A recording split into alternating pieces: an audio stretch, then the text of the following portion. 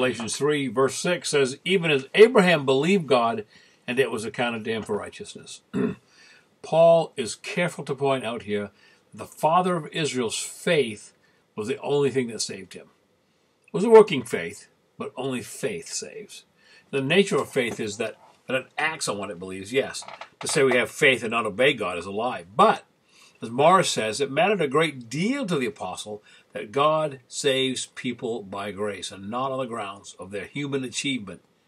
And he found Abraham as an excellent example of faith.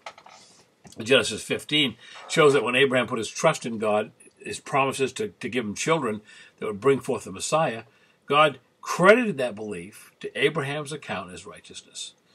Abraham wasn't justified merely because he believed that God would multiply his seed, but because he embraced the grace of God, he trusted to the promised mediator, says John Calvin. There are essentially two types of righteousness: a righteousness we accomplish by our own efforts, and then there's the righteousness that is accounted to us by the work of God when we believe. Since none of us can be good enough to accomplish perfect righteousness, we need to have God's righteousness given to our account by simply trusting in him. The writer of Hebrews said it plainly. Without faith, it's impossible to please God.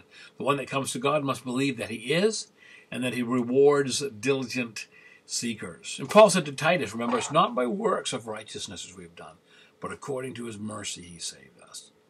So that's what pleases God. We trust him.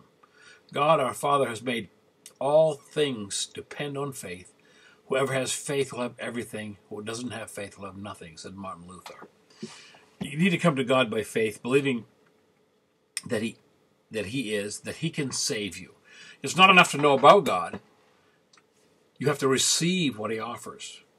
To believe and to not receive is dead faith. It's the kind of faith that would lead a man to take a bottle of medicine from his medicine cabinet and look at the instructions, say, yep, I'm sure they're correct. I have confidence in the source of this medicine. I know the one who wrote these directions. I believe everything about it.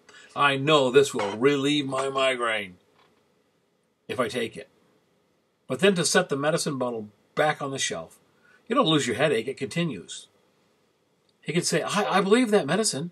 I believe all about that medicine, but he won't take it. That is dead faith. You ponder that, Pastor Steve.